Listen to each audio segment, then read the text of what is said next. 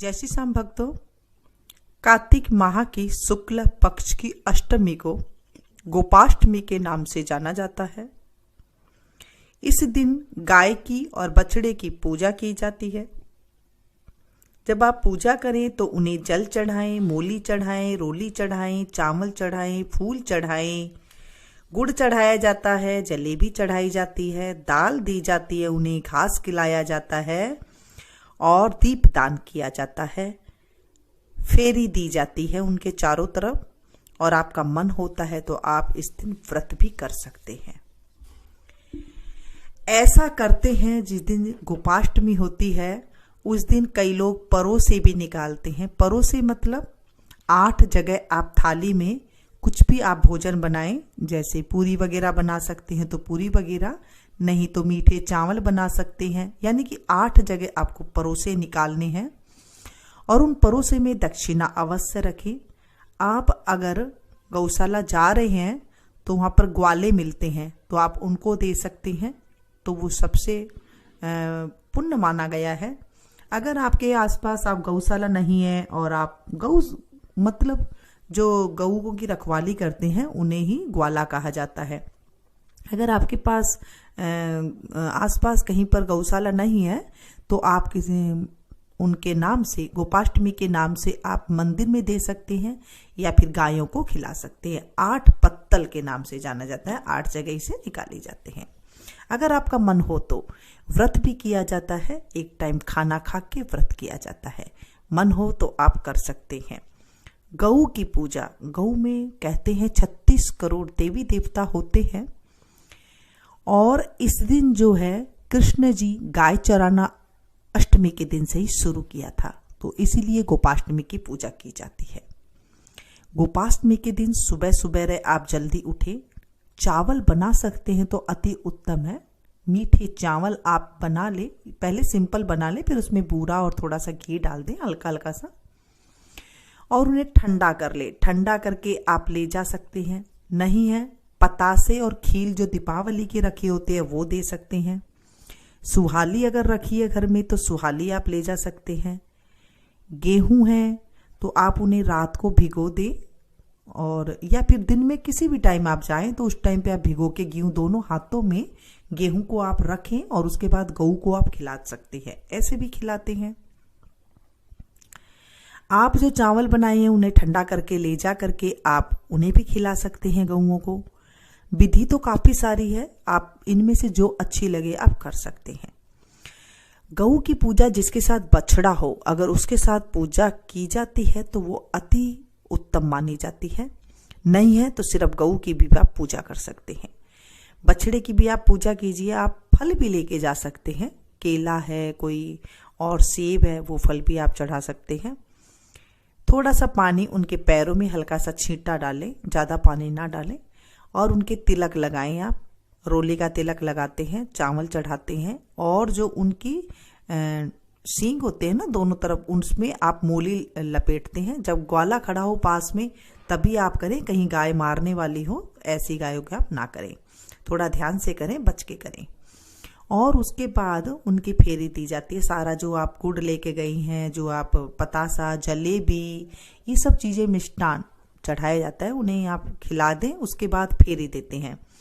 अगर आपके अंदर सामर्थ है तो आप 108 फेरी दें। नहीं है आपके अंदर ताकत तो आप 8 फेरी भी दे सकते हैं। सिर्फ उनको आप हाथ जोड़े, स्मरण करें, उनकी पीठ पर हाथ फेरे और उनसे कहें जो आपकी मनोकामना है वो कहें। आप देखेंगे 1 साल के अंदर अंदर वो मनोकामना पूरी हो जाती है। ऐसा हमारे ग्रंथों में और बड़े बूढ़े कहते हैं।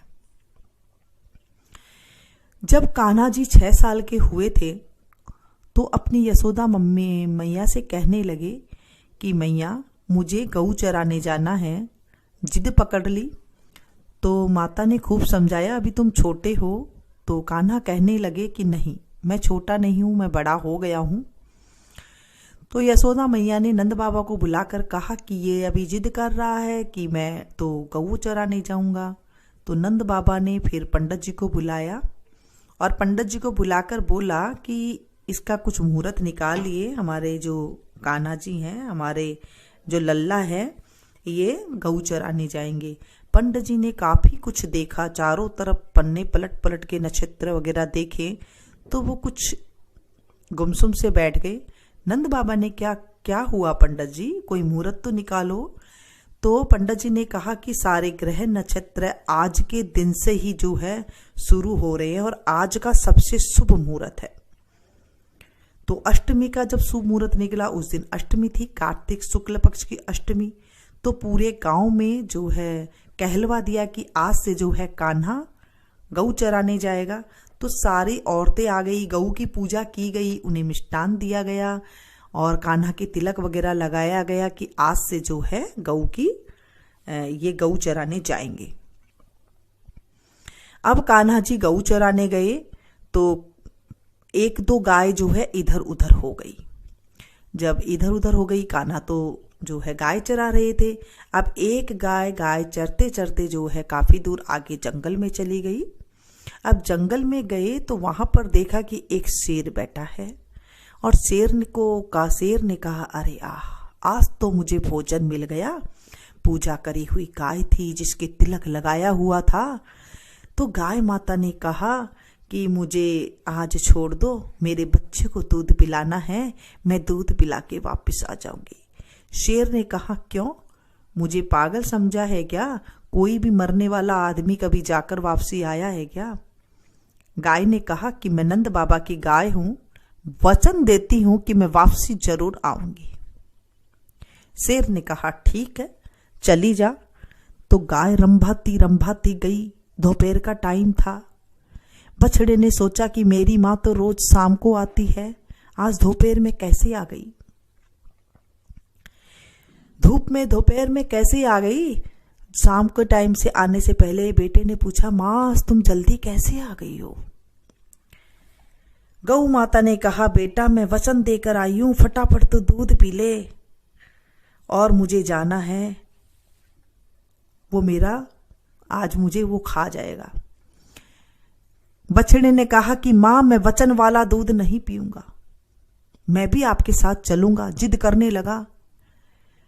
गौ माता ने कहा, ना बेटा तुझे नहीं जाना, मैं कैसे देखूंगी तेरे को कि जब वो तेरे को खा जाएगा। बेटे ने कहा, नहीं माँ। बछड़े ने कहा, मैं तो तेरे साथ ही जाऊंगा। बछड़े ने जिद करके खूंटे पे अपना जो है जोर जोर से हलाया तो उसके खूंटे से जो है वो रस्सी निकल गई। गाय और बछड़ा दोनों चले गए। जंगल में गए तो वहां पर शेर बैठा था। शेर के पास जाते ही बछड़े ने कहा, मामा राम राम। शेर ने कहा कि बेटा तूने मुझे राम राम कहा है, मैं तुझे कैसे खाऊं, तू तो मेरा भांजा हो गया।